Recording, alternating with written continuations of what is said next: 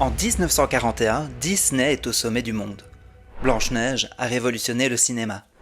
Pinocchio et Fantasia viennent de sortir. Le studio est considéré comme le futur d'Hollywood. Et pourtant, quelques mois plus tard, Disney est au bord de la faillite. Les animateurs font grève. Les films ne rapportent plus d'argent. Les marchés européens s'effondrent à cause de la guerre. Et un matin, l'armée américaine débarque dans les studios et s'y installe. Les soldats dorment dans les bureaux. Les animateurs ne travaillent alors plus pour Mickey, mais pour le gouvernement. Donald Duck devient même un outil de propagande. Et Disney, le studio qui faisait rêver le monde entier, se met à produire des films pour l'armée. C'est une période dont Disney ne parle presque jamais. La période où le studio a failli disparaître, et sans laquelle le Disney que l'on connaît aujourd'hui n'existerait peut-être pas. Aujourd'hui, on plonge dans les années 40, dans la période la plus sombre et la plus méconnue de l'histoire des studios de Disney.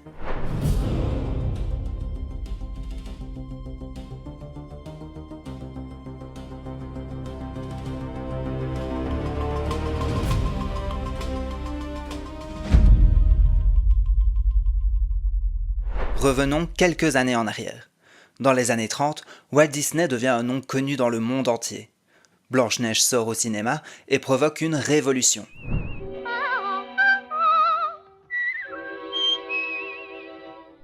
Le studio déborde d'idées. Les projets s'enchaînent. Bambi, Dumbo et Pinocchio sont en préparation. Cendrillon, Alice au pays des merveilles et Peter Pan sont déjà envisagés. Disney voit grand. Très grand. Il recrute massivement. Profite de la Grande Dépression pour embaucher des artistes au chômage, publicistes, architectes, dessinateurs industriels. Ce ne sont pas des animateurs ? Ce n'est pas grave. Walt crée en interne une école, la Disney Art School. Le studio s'agrandit à une vitesse folle, à tel point qu'ils doivent déménager les bureaux dans d'autres bâtiments. On appellera plus tard cette période le premier âge d'or de Disney. Mais cet âge d'or repose sur quelque chose de très fragile. L'argent. En 1938, deux projets titanesques sont lancés en parallèle, Pinocchio et Fantasia. Deux films encore plus ambitieux que Blanche-Neige. Deux films qui coûtent une fortune.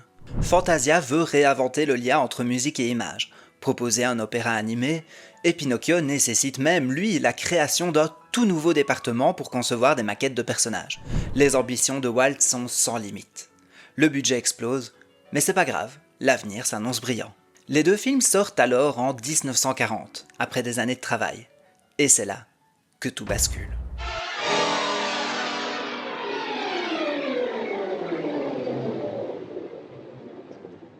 Fantasia ne convainc pas le public. Et les critiques sont plus que mitigées. Trop ambitieux, trop prétentieux. Le public ne comprend pas ce qu'il regarde. Pinocchio reçoit un accueil plus favorable, mais ne rentre pas non plus dans ses frais. Il ne rentre même pas du tout dans ses frais. Et il y a une raison bien précise à cela. Le climat politique et économique entre les pays du monde est tendu. L'Europe, plus particulièrement, est un marché lucratif pour Disney. Sauf que des tensions de plus en plus vives sur le continent empêchent la diffusion des longs métrages américains sur le territoire. Ce qui provoque, évidemment, une perte colossale de revenus pour les studios. Fantasia a coûté presque 5 millions de production et en a rapporté 325 000. Il y a un trou dans la trésorerie, et l'argent coule sans que personne ne puisse le retenir. Le studio qui propose au monde des histoires enchantées vit au-dessus de ses moyens. Et ça, personne ne le sait en dehors des employés.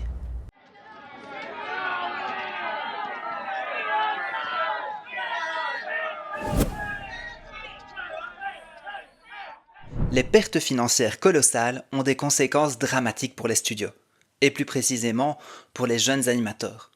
Pour la première fois de son histoire, l'Empire Disney doit faire un choix.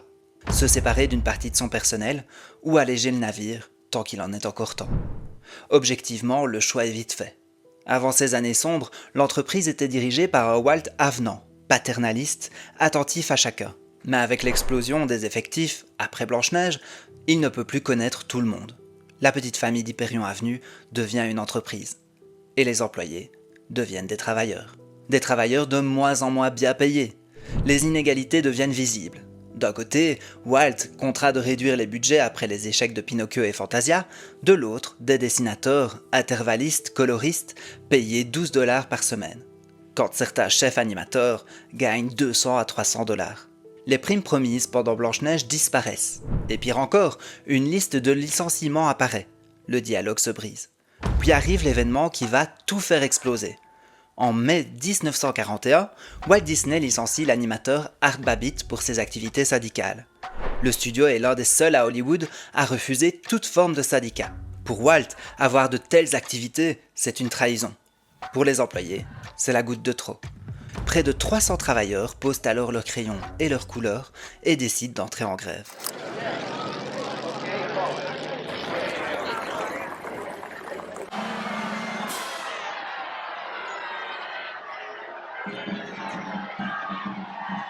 Le 29 mai 1941, la moitié des effectifs des studios Disney se met en grève.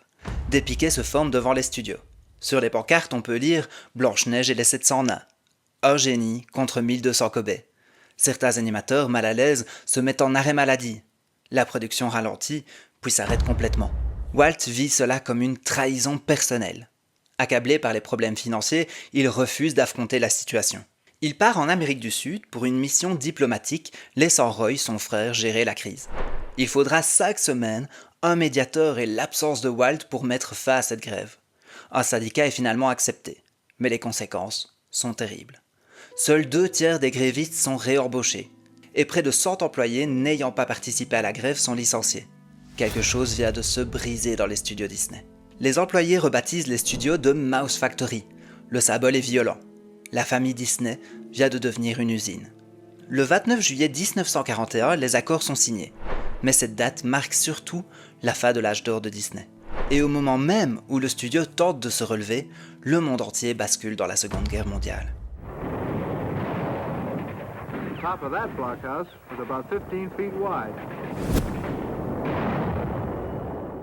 Nous entrons maintenant dans une période de l'histoire qu'on ne doit jamais oublier. Une période si sombre que les mots peinent à décrire. Mais ce qui nous intéresse aujourd'hui, c'est le rôle que Disney va y jouer. Faisons le point. Le studio vient d'emménager dans de nouveaux bâtiments, immenses et extrêmement coûteux. Une partie des employés a été licenciée après la grève.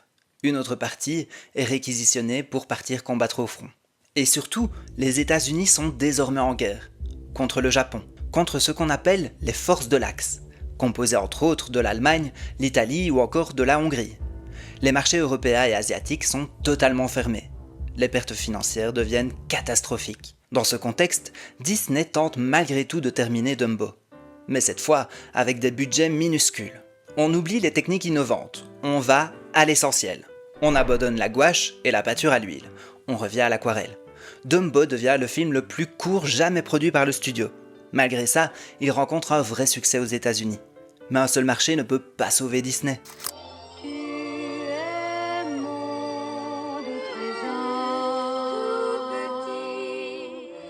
Décembre 1941. Le studio est au bord de la liquidation judiciaire. Disney n'a plus assez d'argent pour survivre. Les actions s'effondrent. Et pour la première fois, l'idée que l'histoire Disney puisse s'arrêter devient réelle. Puis survient un événement d'une brutalité sans égale. Le 7 décembre 1941, l'attaque de Pearl Harbor. Pour la première fois, les tensions ont pénétré l'intérieur du territoire et font de nombreuses victimes. Les États-Unis rejoignent officiellement le conflit mondial. Et ce qui ressemble à une catastrophe pour le monde va devenir paradoxalement la seule chose qui sauvera Disney. Quelques jours plus tard, l'armée américaine réquisitionne les studios. Les soldats s'installent dans les bâtiments. Disney ne travaille plus pour le public. Disney travaille désormais pour le gouvernement. Le studio, comme le pays tout entier, entre en guerre. And here come the pigs, 100 million strong.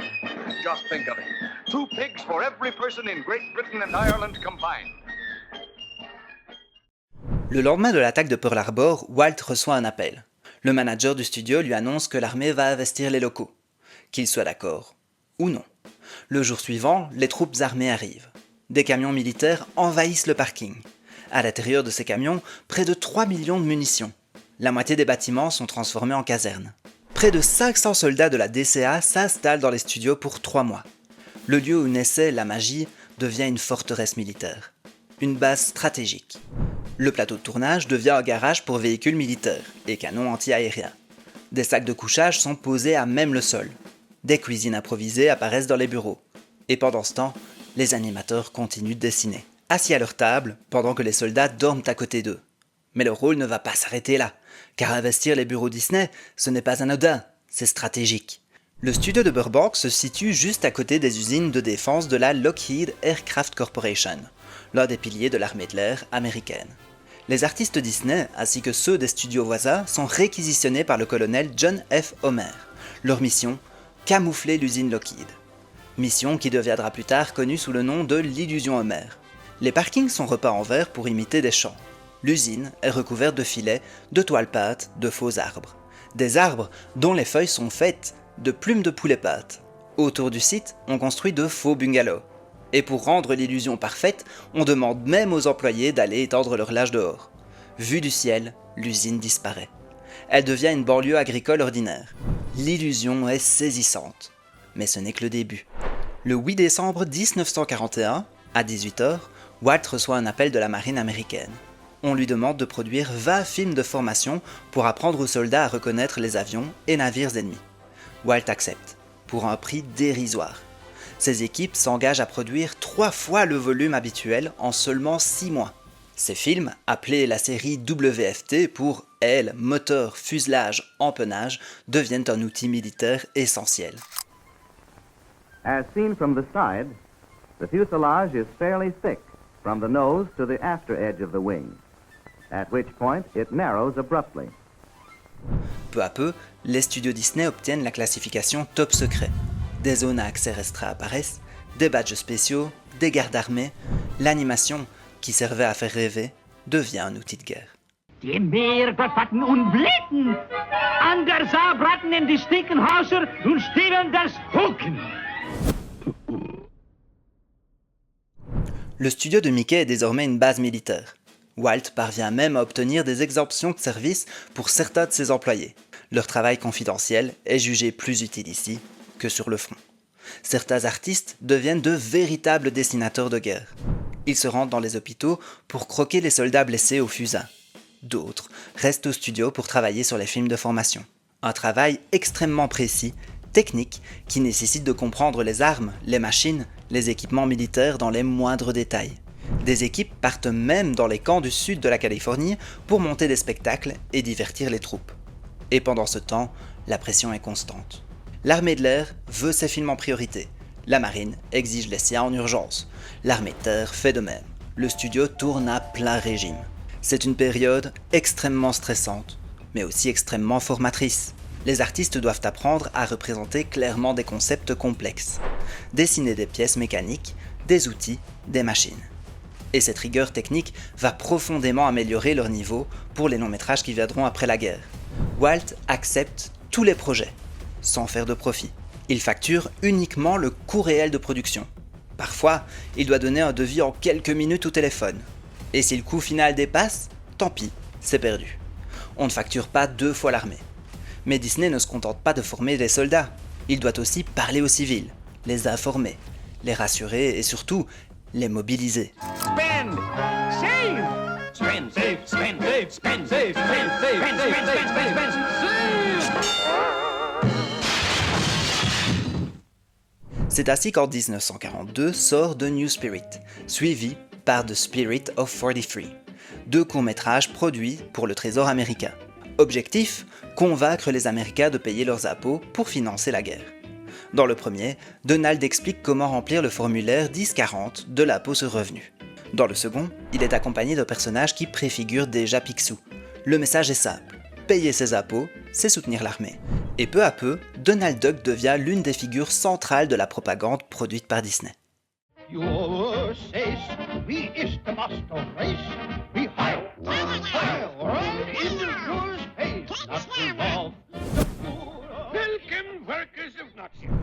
C'est ici que Disney va jouer un rôle absolument inattendu dans l'histoire. Vous avez peut-être déjà vu sur internet des images de Donald habillé en uniforme nazi. Eh bien, ce ne sont pas des montages. Disney a réellement animé Donald dans cet uniforme pendant la guerre. Et quand on le découvre pour la première fois, c'est profondément déroutant. Dans les années 40, les studios produisent des courts-métrages qui n'ont plus rien à voir avec les productions habituelles. On est loin de la fantaisie, loin de la magie, loin des contes de fées. Disney fait ouvertement de la propagande.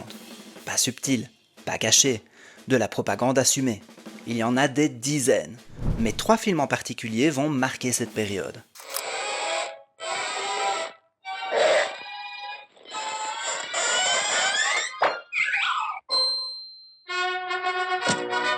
Okay, soldier. On y voit Donald enrôlé dans l'armée américaine.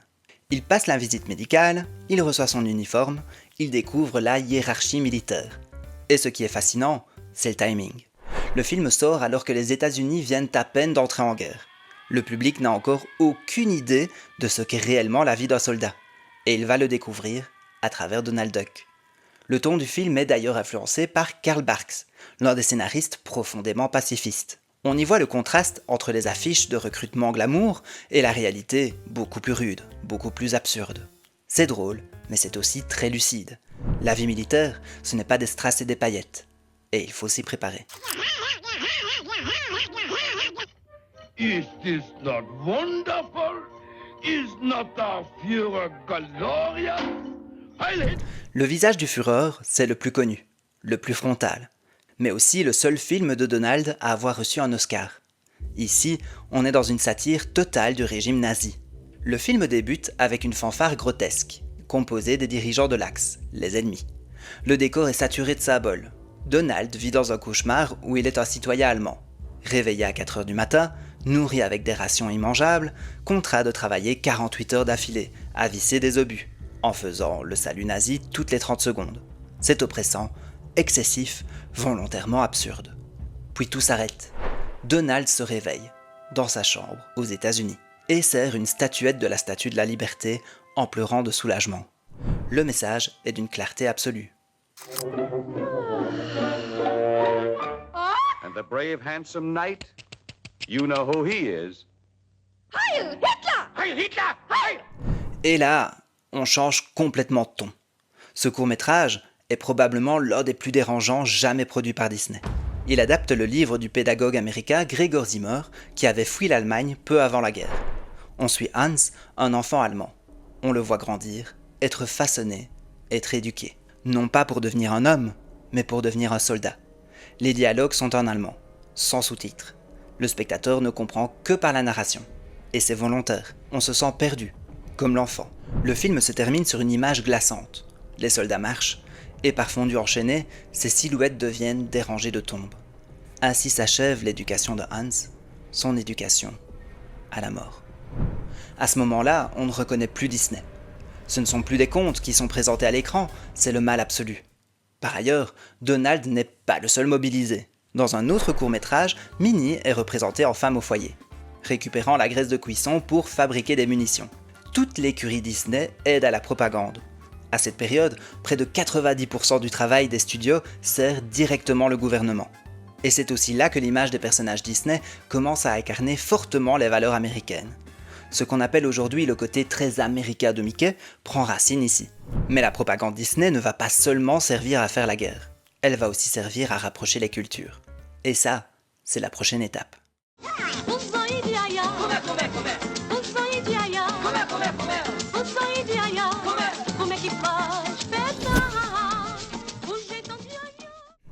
Si aujourd'hui vous lancez certains films Disney des années 40, vous allez vous poser une question très simple. Mais c'est quoi ce truc? Pas d'histoire, pas d'enjeu, pas de méchants, pas de conte. Juste des séquences étranges, des documentaires, des personnages qui voyagent. Et ça, ce n'est pas un accident.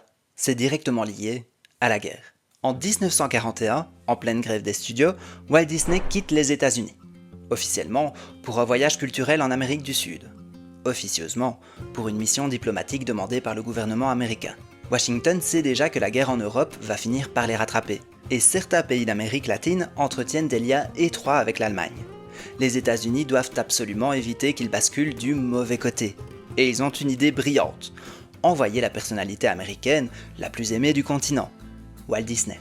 Il traverse le Brésil, l'Argentine, le Chili, le Pérou, la Bolivie, il rencontre des ministres, des artistes, des représentants culturels. Mais ce voyage a une deuxième utilité. Il sert de voyage d'études pour un film. Un film financé en partie par l'État américain.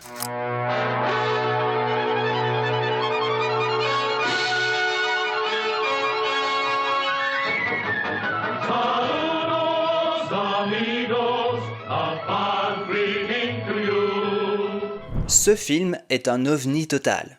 4 segments animés, reliés par des images documentaires, où l'on voit Walt Disney lui-même. Ce n'est pas un long métrage, c'est un documentaire diplomatique déguisé en dessin animé. Donald devient touriste au lac Titicaca. Dago devient gaucho en Argentine. Un petit avion chilien traverse les Andes. Et surtout, Donald rencontre José Carioca, un perroquet brésilien qui lui fait découvrir la samba. Ah, la samba! Le film est un immense succès. Pourquoi ? Parce qu'il change la manière dont les Américains voient l'Amérique latine. Ils découvrent des cultures qui leur étaient quasi étrangères jusque-là. L'historien Alfred Charles Richard Jr. dira plus tard « Ce film a fait plus pour rapprocher les peuples des Amériques en quelques mois que le département d'État en 50 ans. » Mais surtout, il permet à Disney de continuer à produire à très faible coût. Décor simple, animation réduite. Et une justification parfaite, le contexte de guerre. C'est aussi à cette période que Donald devient la vraie star des studios. C'est littéralement l'apogée de sa carrière. Pourquoi ? Parce que Mickey représente l'Amérique idéale. Il doit rester propre, sage, intouchable. Il ne peut se permettre aucune fantaisie, contrairement à son ami Canard. Donald, lui, il peut râler, protester, se tromper. Il est parfait pour la propagande.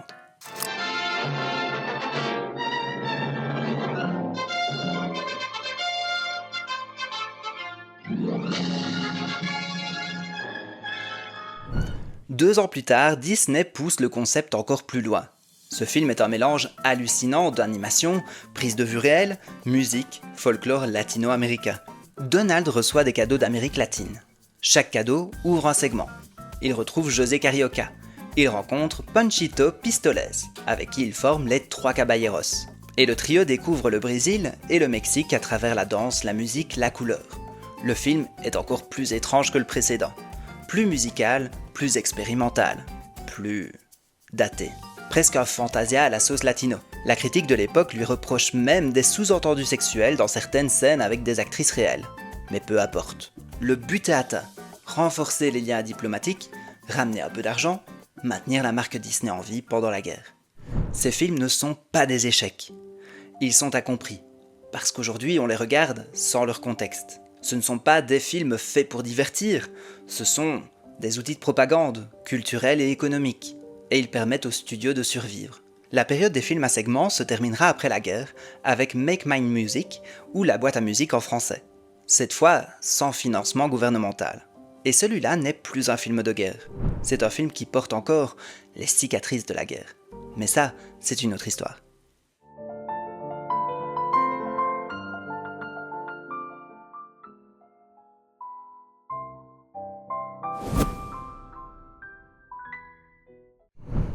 Pendant toute la guerre, le studio ne vit plus de ses films. Il vit des commandes du gouvernement. Pas de bénéfices, pas de magie. Mais une chose essentielle, du travail. Et ce travail empêche Walt Disney Productions de s'effondrer. Les animateurs continuent à dessiner. Les techniciens continuent à produire. Les bâtiments restent occupés. Les dettes cessent de s'aggraver. Le studio ne prospère pas. Comme son pays, il survit. En septembre 1945, le monde sort d'un cauchemar et la paix revient. À Burbank, les soldats quittent les lieux. Les bureaux sont rendus aux artistes. Ceux partis au front reviennent. Ceux restés ont acquis une rigueur technique incroyable. Mais Disney est épuisé. Financièrement, humainement, structurellement. Et pourtant, Walt n'a jamais été aussi déterminé à refaire des longs métrages. Parce qu'il comprend quelque chose de capital. Si le studio a résisté à la guerre, alors il peut résister à tout. Pendant 4 ans, les équipes ont appris à produire vite, expliquer clairement des choses complexes, travailler avec des contraintes extrêmes, mélanger animation, pédagogie, réel, stylisation. Et toutes ces compétences vont servir après-guerre. Elles vont servir à redonner au studio ses lettres de noblesse. Les artistes qui ont dessiné des moteurs d'avion, des canons, des cartes militaires, vont maintenant dessiner des châteaux, des robes, des forêts. Mais avec une maîtrise technique qu'ils n'avaient jamais eue auparavant. Le studio est debout, mais fragile. Disney n'est pas sauvé. Disney est encore convalescent. Il s'est relevé, s'est épousseté, mais il boite. Il faut un film. Un énorme film. Un film qui remettra le studio sur les rails. Il doit être le succès. Celui qui rembourse les dettes, celui qui répare la confiance. Celui qui relance la machine Disney. Et si Cendrillon était le chef-d'œuvre qui permettrait au studio de renaître ?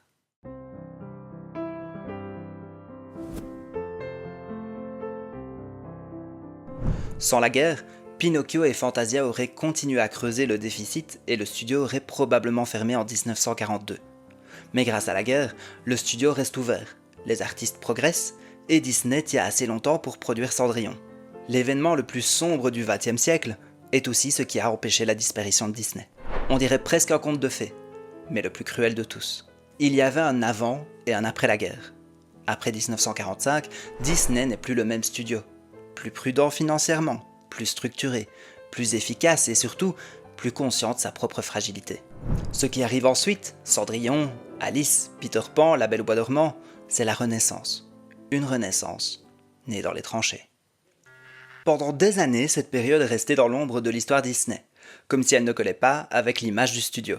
Et pourtant, c'est peut-être la période la plus importante de toutes, celle qui a empêché Disney de disparaître.